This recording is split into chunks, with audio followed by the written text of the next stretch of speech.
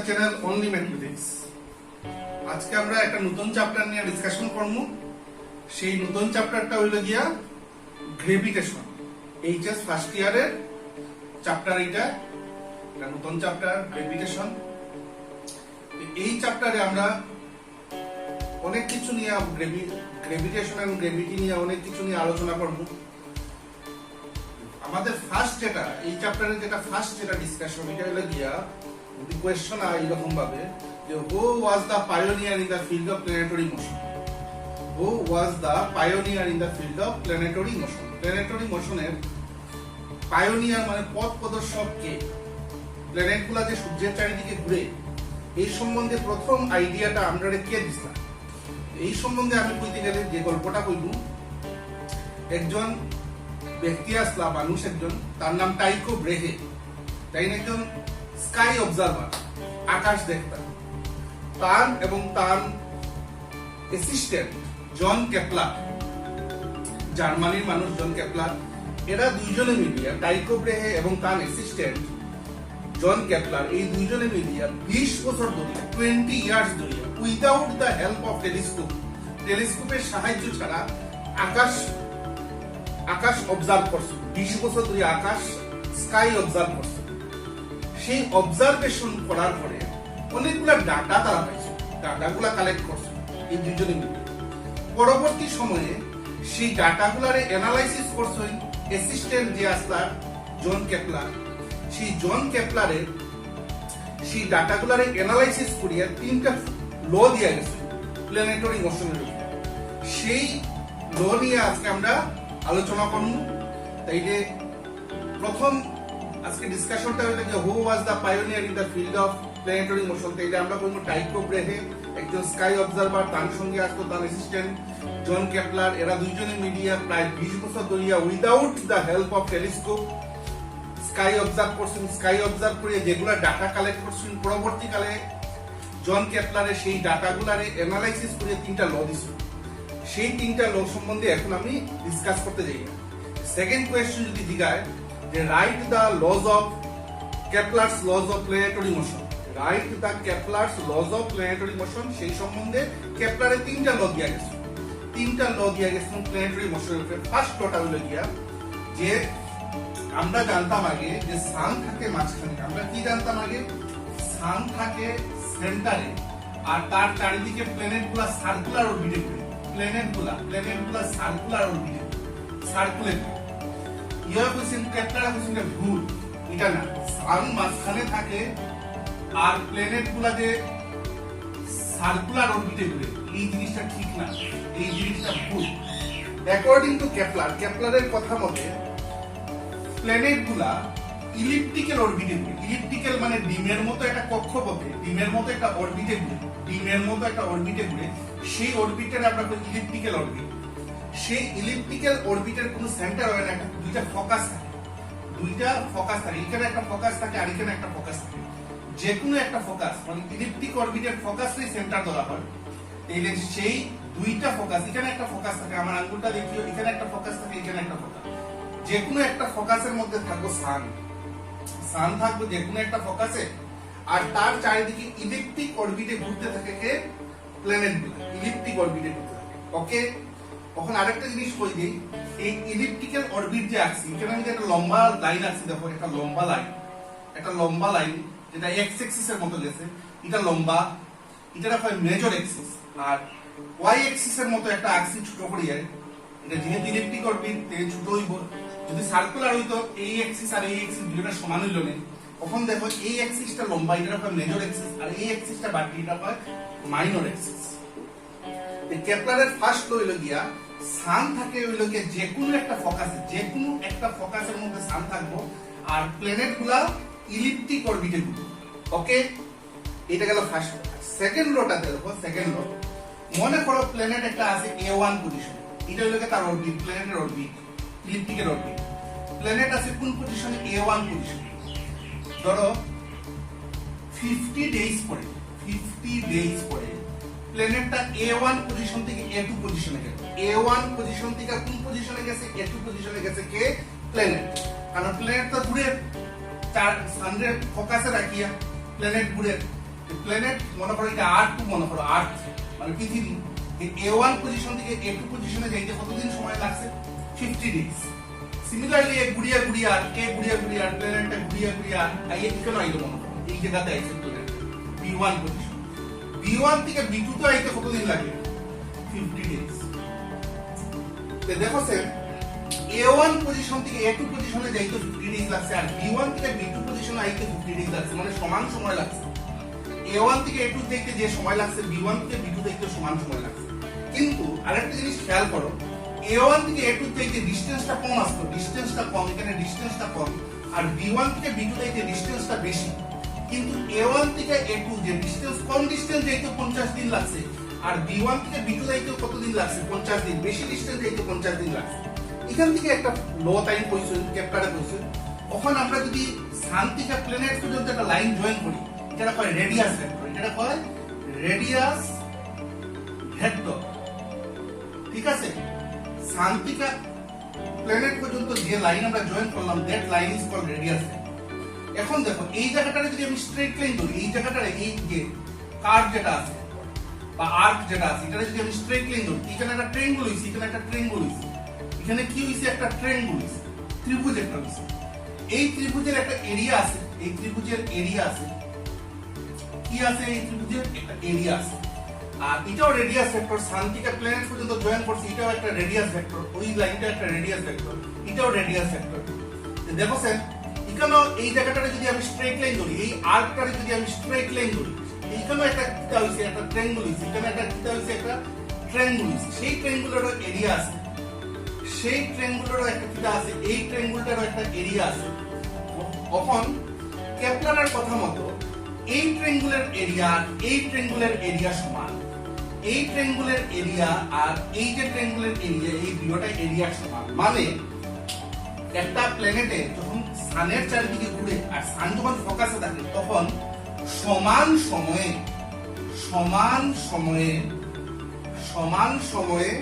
সমান area cover করে, সমান সময়ে সমান কি কভার করছে? এরিয়া। এই জায়গাটার এরিয়া আর এই জায়গাটার এরিয়া সমান। তবে কেমনে হইলো স্যার? এটা তো দেখতে বড় লাগে। আমরা জানি এরিয়ার formula half into length into base. এটার লেন্থ বেশি, এটার লেন্থ বেশি, এটার লেন্থ বেশি, বেস কম, আর এটার লেন্থ কম, এটার লেন্থ কম, বেস বেশি। আলটিমেটলি এরিয়া, এই এরিয়াটা আর এই এরিয়াটা সমান। মানে সমান সময়ে সমান এরিয়া কে কভার করছে? প্ল্যানেটে কভার করছে। এটা কয় এরিয়াল ভেলোসিটি। এটা কিটা কয়? এরিয়ার দিকে কি কথাটা আইছে? Areal velocity constant. Areal velocity means কিটা? কনস্ট্যান্ট। এটা হলো কি সেকেন্ড ল। সেকেন্ড লতে আমরা পাইলাম areal velocity of the planet is constant. মানে সমান সময়ে সমান এরিয়া কভার করব কে? প্ল্যানেটে। ওকে, তখন গেলাম যে ফার্স্ট লতে আমরা পাইছিলাম ইলিপ্টিক অরবিটে ঘুরে, সেকেন্ড লতে আমরা পাইছি কেপলারের দেওয়া সেকেন্ড লতে পাইছি যে একটা প্ল্যানেটের এরিয়াল ভেলোসিটি কিটা থাকে? কনস্ট্যান্ট। আর থার্ড ল যেটা, থার্ড ল, তিনটেই ল দিয়া গেছি তাই। থার্ড লতে হইছে গিয়া, দেখো থার্ড ল যেটা, থার্ড লতে কইছে একটা প্ল্যানেট একবার, মনে করো এখান থেকে শুরু করছে, এখান থেকে এই জায়গাটা দিয়ে শুরু করছে একটা প্ল্যানেট, পুরা একবার ঘুরিয়ে আইতে এখানে আইতে একবার ঘুরতে যে সময় লাগে, এটা একটা টাইম পিরিয়ড। একবার ঘুরতে যে সময় লাগে, এটা কিটা কই আমরা? Time period. একবার ঘুরতে এখান থেকে রওনা হইয়া, এই জায়গা থেকে রওনা হইয়া পুরাটা ঘুরিয়া আবার এখানে আইতে যে সময় লাগে, একবার ঘুরতে যে সময় নেয়, that সময় is known as, that time is known as time period। এটা ক্যাপিটাল টি দিয়া লিখি। তাই না একটা রিলেশন, ম্যাথমেটিক্যাল রিলেশন বাই করছেন। সেই ম্যাথমেটিক্যাল রিলেশনটা হলো কি? আরেকটা কথা, এটারে আমরা এই লাইনটারে আমরা মেজর অ্যাক্সিস কইছি, এই পুরো লাইনটারে আমরা কিটা কইছি? এই এক্স অ্যাক্সিস যেটা লম্বাটারে এক্স, মেজর অ্যাক্সিস, তার অর্ধেকটারে এই জায়গাটারে আমরা কইছি semi major Axis. Semi major Axis এটার নাম দিলাম আর, সেমি মেজর অ্যাক্সিসের নাম দিলাম আর। তাই একটা রিলেশন বাই করছেন ম্যাথমেটিক্সে ক্যালকুলেশন করিয়া, যে time period square, time period বুঝছো তো? একবার ঘুরতে যে সময় লাগে প্ল্যানেটের, একবার ঘুরতে যে সময় লাগে, এটা time period. the time period square proportional to semi major axis এর কিউব। সেমি মেজর axis এর অর্ধেকটা হয় semi major axis, semi major axis এর কিউব। ওই রিলেশনটারে কয় কেপলারের থার্ড ল। এই রিলেশনটারে কয় কেপলারের থার্ড ল। ওকে, তাইলে আমরা ফার্স্ট লতে কেপলারের ফার্স্ট লতে পাইছি একটা প্ল্যানেটস ইলিপ্টিক অরবিটে ঘুরে আর সান থাকে যে কোনো একটা ফোকাসে, দুইটা ফোকাস থাকে, যে কোনো একটা ফোকাসের মধ্যে সান থাকে। সেকেন্ড লতে পাইছি সমান সময়ে সমান এরিয়া কভার করে, আর তার মানে areal velocity is constant for planet. আর থার্ড লতে আমরা পাইছি টাইম পিরিয়ডের square proportional to semi major axis. Okay, এখন আমরা যাইব গিয়া আমরা নেক্সট টপিক, যেটা নেক্সট টপিক হইল গিয়া রাইট দা, কোশ্চেনটা এরকম হইতে পারে, write the universal law of gravitation. Write the universal law of gravitation. Universal law of gravitation দিয়া গেছিল স্যার আইজাক নিউটনে on the year 1666। On the year 1666 নিউটনে দিয়া গেছে। সেই লর ব্যাপারটা হইল গিয়া ডিসকাশন আমি করিয়া, মনে করে যে কোনো দুইটা বডি নিলাম, যে কোনো দুইটা বডি, এনি টু বডি, একটার মাস m1, একটার মাস m2, দুইটা বডির সেন্টার টু সেন্টার ডিসটেন্স হইল গিয়া r। দুইটা বডির সেন্টার টু সেন্টার ডিসটেন্স হইল গিয়া r। দুইটা বডির মাস ধরছি m1 R m2। According to নিউটনের কথা মতে দুইটা বডি যদি পাশাপাশি থাকে এবং এর মধ্যে যদি একটা ফাইনাইট ডিসটেন্স থাকে, তাইলে দুইটা বডি একটা আরেকটারে অ্যাট্রাক্ট করবে। এই একটা ফোর্স দিয়ে অ্যাট্রাক্ট করব, সেই ফোর্সটাকে আমরা কই গ্র্যাভিটেশনাল ফোর্স। সেই ফোর্সটা প্রপোর্শনাল হইল গিয়া প্রোডাক্ট অফ টু মাসেস। দুইটা মাসের প্রোডাক্ট যেটা হইব, সেই প্রোডাক্টের লগে এই দুইটার মধ্যে যে ফোর্স থাকবে, যেটা ফোর্সের গ্র্যাভিটেশনাল ফোর্স হইছে, সেই গ্র্যাভিটেশনাল ফোর্সটা directly proportional to product of two masses. And এই যে ফোর্স যেটা হইব, দুইটা বডির মধ্যে যে ফোর্স হইব, এটা inversely proportional to square of the distance. Square of the distance, distance কত আছে দুইটার মধ্যে, আর square of inversely proportional to square of the distance. এখন দুইটারে যদি কম্বাইন করি তাহলে f proportional m1 m2 by r square. এরপরে f ইকুয়াল টু দিলে একটা কনস্ট্যান্ট আইব, সেই কনস্ট্যান্টে g দিয়ে আমরা লিখি ক্যাপিটাল G দিয়া m1 m2 by r square. ওই জিটারে হয় universal gravitational constant. Universal gravitational constant, universal gravitational constant. ঠিক আছে, আর এটাই হলো গিয়া নিউটনস ল অফ গ্র্যাভিটেশনের mathematical expression. Newton's law of gravitational mathematical expression হলো গিয়া এইটা। এই এক্সপ্রেশন থেকে আমরা পাইলাম যে ফোর্স যেটা থাকবে দুইটা বডির মধ্যে, সেই ফোর্সের এক্সপ্রেশনটা হলো গিয়া ক্যাপিটাল জি, যেটারে আমরা ইউনিভার্সাল গ্র্যাভিটেশনাল কনস্ট্যান্ট, একটা প্রপোর্শনাল কনস্ট্যান্ট, এটা m1 m2 by r square. এবং জি ভ্যালু, যেহেতু এটা কনস্ট্যান্ট, তার ভ্যালু আসবে 6.67 into 10 to the power minus 11 newton metre square per KG square. এটা হলো তার ভ্যালুটা, জি ভ্যালুটা 6.67 into 10 to the power minus 11 newton metre square per KG square. তোমরা জিজ্ঞাসা পারো স্যার জি যে ইউনিট আপনি লেখা newton metre square per KG square কেমনে আইলো? কেমনে আইলো আমি দেখাই দিই। এখান থেকে আমরা জি ইকুয়াল টু লিখতে পারি, জি ইকুয়াল টু, এখান থেকে জি ইকুয়াল টু লিখতে পারি আমরা f r square by m1 m2। ঠিক আছে, f এর লিগে ইউনিট আইবো নিউটন, f এর লিগে ইউনিট আইবো নিউটন, r স্কয়ার মানে ডিসটেন্স স্কয়ার এর লিগে আইবো মিটার স্কয়ার। আর নিচে দুইটা মাস আছে m1 m2, দুইটা মাস, একটা মাসের লিগে কেজি, দুইটা মাস হইলে কেজি স্কয়ার। তাইলে আলটিমেটলি জি ইউনিট কি হলো newton metre square per KG square. Okay, এই গেল নিউটনস ল অফ গ্র্যাভিটেশন। এখন আমরা দেখব যে নেক্সট কোশ্চেনে, নেক্সট কোশ্চেনটা হলো গিয়া আমরা কেপলারস ল ইউজ করি। কেপলারস ল ইউজ করি, using Kepler's law, using Kepler's law, কেপলারের থার্ড ল অ্যাকচুয়ালি আমরা ইউজ করব। Using Kepler's law establish the gravitational universal gravitational law। Gravitational law যেটা নিউটনের দেয়া গেছে, কি ইউজ করব? কেপলারের ল ইউজ করব, করিয়া এস্টাবলিশ করব ইউনিভার্সাল গ্র্যাভিটেশনাল ল যেটা নিউটনে দেয়া গেছে। ওকে, কিভাবে আমরা করব দেখো। আমরা সুবিধার্থে একটু আগে আমরা কইছি কেপলারে কইয়া গেছে যে অরবিটটা, প্ল্যানেট যে ঘুরে ইয়ার চারিদিকে, সানের চারিদিকে, এটা ইলিপ্টিক অরবিটে ঘুরে। ডিমের মতো অরবিটে ঘুরে। কিন্তু আমরা সুবিধার্থে এখন আমরা লইলাম একটা সার্কুলার অরবিট। আমরা সুবিধার্থে কি রকম অরবিট লইলাম? Circular orbit. সেই সার্কুলার অরবিটের সেন্টারে কি আছে? সান আছে। সান, তার মান ধরলাম ক্যাপিটাল। এই আছে হইলো কি একটা প্ল্যানেট। আমরা সুবিধার্থে কিন্তু সার্কুলার অরবিট করছি। ইলিপ্টিক্যাল অরবিট করলে ক্যালকুলেশনটা অনেকটা কমপ্লিকেটেড হইব। আমরা সুবিধার্থে আমরা কি করছি? অরবিটটা হইলো কি সার্কুলার অরবিট। সেই সার্কুলার অরবিটের সেন্টারে আছে সান, আর সার্কুলার অরবিটে কি ঘুরে? প্ল্যানেট, আর তার মান করলাম স্মল m। তার ভেলোসিটি, অরবিটাল ভেলোসিটি v, এই হলো কি ডিসটেন্স। ওকে, এখন কথা হইল কি সান থেকে প্ল্যানেট পর্যন্ত ডিসটেন্স r দিছে। এটা এই rটা আবার রেডিয়াসের সমান, সেই অরবিটের রেডিয়াসের সমান। অরবিট যে আছে সেই অরবিটের রেডিয়াসের সমান। এখন কথা হইলো সার্কুলে ঘুরতে গেলে, একটা প্ল্যানেট যদি সার্কুলে ঘুরতে গেলে তার কি ফোর্স লাগবে? আমরা জানি সার্কুলে ঘুরতে গেলে সেন্ট্রিপিটাল ফোর্স লাগে। সেই সেন্ট্রিপিটাল ফোর্স লেখা যাইব। কার সেন্ট্রিপিটাল ফোর্স লাগে? দূরেরটাকে প্ল্যানেট, এই প্ল্যানেটের লাগবে সেন্ট্রিপিটাল ফোর্স। সেই সেন্ট্রিপিটাল ফোর্স হলো কি mv স্কয়ার বাই r। এটা এক নম্বর ইকুয়েশন দিয়ে রাখলাম। এগেইন একবার কমপ্লিট ঘুরলে, একবার যদি কমপ্লিট ঘুরে তখন যে টাইম লাগে, একবার কমপ্লিট ঘুরতে যে সময় লাগে, একবার কমপ্লিট ঘুরতে যে সময় লাগে, এটা আমরা কই টাইম পিরিয়ড। একবার ঘুরতে যে সময় লাগে এটা আমরা কই টাইম পিরিয়ড। আর একবার ঘুরতে যে ডিসটেন্সটা অতিক্রম করে, একবার ঘুরতে যে ডিসটেন্সটা কভার করে, সেই ডিসটেন্সটা আমরা টুয়াইস পাই আর লিখব, যেটা সারকামফারেন্স অফ দ্য সার্কেল বা সার্কুলার পাথ বা অরবিট। তাইলে আমরা জানি velocity equal to distance by time.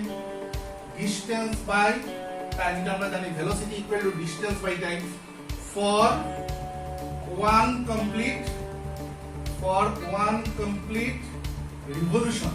একবার কমপ্লিট ঘুরলে, একবার যদি কমপ্লিট ঘুরে তাইলে ভেলোসিটি v ইকুয়াল টু ডিসটেন্সের জায়গাতে ইকুয়াল টুয়াইস পাই আর একবার কমপ্লিট ঘুরলে যে টাইম লাগে এটা আমরা লিখি ক্যাপিটাল T।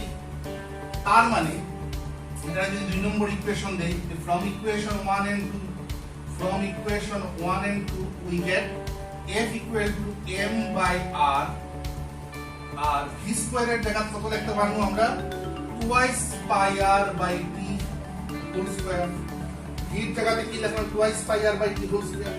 এটা যদি একটু ভাঙাই, আমরা একটু সিম্পলিফাই করি, m by r into 4 pi square r square by t square। Okay, 4 pi square r square by t square। f equal to সুন্দর করে লিখলে 4 pi square m r square। r square এর একটা r নিচে আছে, r square এর r যদি cancel হয় উপরে একটা r থাকবে, নিচে হলো t square। ওকে, নেক্সট স্টেপে আমরা কি কইমু? নেক্সট স্টেপে আমরা কইমু that implies f equal to 4 pi m r, আর নিচে t স্কয়ার এর জায়গা k r কিউব লেখা যায়। তবে কেমনে আইলো? আমরা জানি t square proportional r cube পাইছি কেপলারের থার্ড লতে, t square proportional to r cube. এখান থেকে লেখা যায় t square equal to k r cube. ওই k r কিউব ইউজ করে লিখছি, কেপলারের থার্ড ল ইউজ করছি। এখন এখান থেকে কি লেখা যায়? f ইকুয়াল টু একটা r ক্যান্সেল হইব, 4 pi m by k r square. এখন পরের লাইন লিখুন, 4 constant, pi constant, m constant, k constant. 4 pi m k সব কনস্ট্যান্ট। কনস্ট্যান্টের জায়গায় নাম দিলাম কি? x। x টা কার জায়গাতে বসাইলাম? x টা বসাইছি আমরা 4 pi m by k, এটার জায়গাতে x বসাইছি। ঠিক আছে, এখন দেখো ইকুয়াল টু কনস্ট্যান্ট লিখে রাখা উচিত, কনস্ট্যান্ট লিখে রাখা। এখন if x equal to gmm এরকম যদি বাইরে যদি বা x equal to gmm তুমি যদি x টা কনস্ট্যান্ট, gmm এটাও কনস্ট্যান্ট, যদি x equal to কত হয়? gmm হয়। যদি x equal to gmm হয় তখন আমরা কি পাইমু? f equal to gmm, x এর জায়গাতে কত বসাই দিই? আর gmm by r square। ওই বাইরে গেল দেখো Newton's law of gravitation, Newton's law of gravitation. আর এখানে আমরা কে ওই টি স্কয়ারের জায়গায় কে আর কিউব ইউজ করছি, মানে কেপলারস ইউজ করছি। কেপলারের থার্ড ল। কেপলারের থার্ড ল ইউজ করিয়া আলটিমেটলি আমরা কি পাইছি? Newton's law of gravitation. Okay, গেল আমরা কি বাই করতে পারলাম? এস্টাবলিশ করতে পারলাম Newton's law of gravitation using Kepler's law. Kepler's law মানে কেপলারের থার্ড ল। এখন আমরা ঠিক উল্টাটা করব। উল্টাটা করব মানে এখন আমরা বাই করব কেপলারের ল বাই করব। কেপলারের থার্ড ল বাই করব, কেপলারস ল বাই করব using Newton's law of gravitation. Newton's law of gravitation উল্টাটা করব। ঠিক আছে, এখন কেপলারের ল আমরা বাই করব, deduce Kepler's law using Newton's law of gravitation. আবার আগের মতো কি নিলাম? Circular orbit. আমরা সুবিধার্থে সার্কুলার অরবিট নিলাম। কার অরবিট? এটা প্ল্যানেটের। এটা প্ল্যানেট। মাঝখানে কে আছে? Obviously sun. সানের মাস ক্যাপিটাল এম, প্ল্যানেটের মাস স্মল এম। দুইটার মধ্যে ডিসটেন্স আর। এটা হলো কি velocity, orbital velocity of the planet. এখন সার্কুলার করতে গেলে কোন ফোর্স লাগে? আমরা জানি সেন্ট্রিপিটাল ফোর্স লাগে। আর সেন্ট্রিপিটাল ফোর্সের ডাইরেকশন থাকে টুয়ার্ডস দ্য সেন্টার। সেন্ট্রিপিটালের ফোর্সের নাম দিলাম F সাফিক্সে C। F সাফিক্সে C হলো সেন্ট্রিপিটাল ফোর্সের নাম। আর দুইটা বডি যদি পাশাপাশি থাকে, পাশাপাশি না, দুইটা বডি যদি থাকে যে কোনো ভাবে, মানে দুইটা বডির মধ্যে একটা ফোর্স হইবে, যেটা আমরা গ্রেভিটেশনাল ফোর্স। সেই গ্রেভিটেশনাল ফোর্সের নাম দিলাম F। সেই গ্রেভিটেশনাল ফোর্সটা প্রোভাইড করছে কে? Centripetal force. সেই গ্রেভিটেশনাল ফোর্সটা প্রোভাইড করছে কে? Centripetal force. ওকে, আর হইলো গিয়া ক্যাপিটাল আরটা হইলো গিয়া দুইটা বডির মধ্যে ডিসটেন্স, মানে সান আর প্ল্যানেটের মধ্যে ডিসটেন্স। এখন আমরা ইউজ করতে পারি from Newton's law of gravitation we have F equal to G_m by r square use করলাম। এক নম্বর দিয়ে রাখলাম from Newton's law of gravitation. আবার আমরা জানি যে সেন্ট্রিপিটাল ফোর্স এখানে অ্যাপ্লাই টু যেহেতু সার্কুলার অরবিটেড প্ল্যানেট গুলোর সেন্ট্রিপিটাল ফোর্স Fc দিয়ে লিখলে mv²/r লেখা যায়, mv²/r। এটা হলো সেন্ট্রিপিটাল ফোর্স। আর যেহেতু সেন্ট্রিপিটাল ফোর্সেই কোন ফোর্সে প্রোভাইড করছে? গ্রেভিটেশনাল ফোর্সে। তাহলে ফর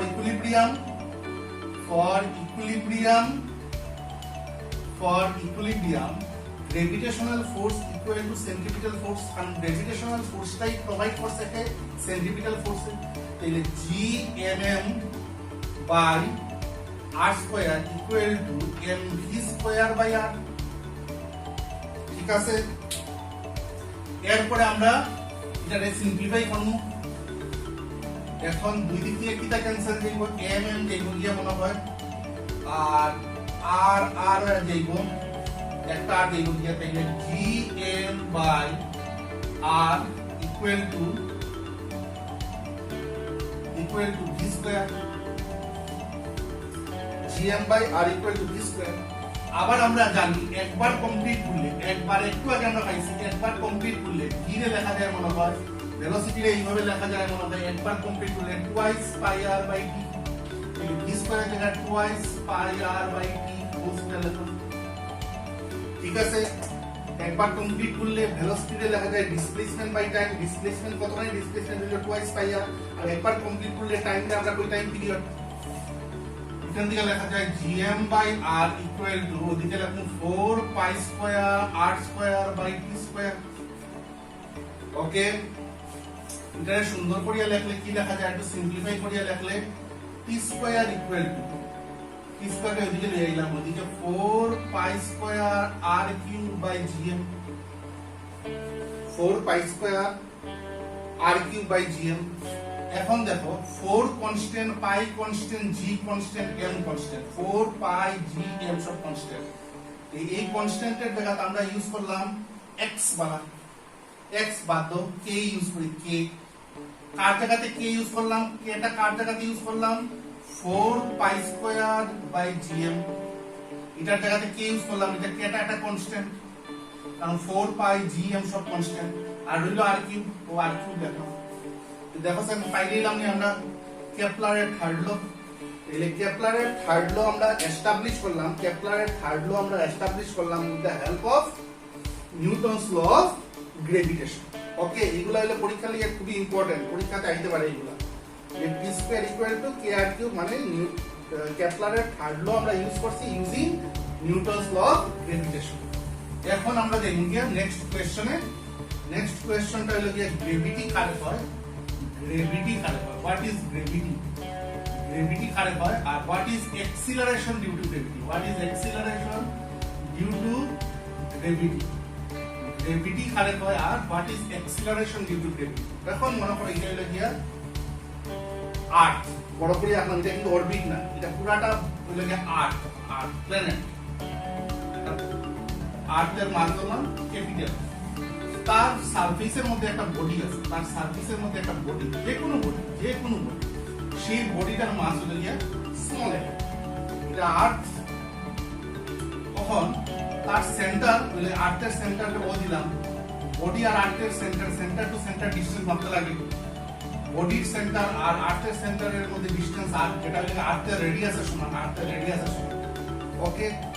এখন কথা হইল কি গ্রেভিটি কি, আর্থ সব বডিরে তার দিকে অ্যাট্রাক্ট করে, যে ফোর্সে অ্যাট্রাক্ট করে সেই ফোর্সটার নাম হলো গ্রেভিটি।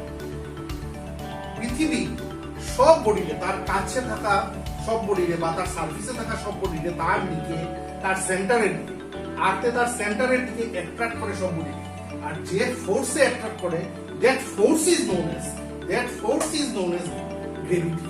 ওকে, গ্রেভিটি ইটসেলফ এ ফোর্স। এই ফোর্সটা কে দেয়? আর্থে দেয়। কারে দেয়? অন্য বডিরে দেয়। আর্থের চারিদিকে যে বডিগুলো আছে বা তার সারফেসে যেগুলো বডি আছে সেই বডিরে যে ফোর্সে অ্যাট্রাক্ট করে that force is known age gravity.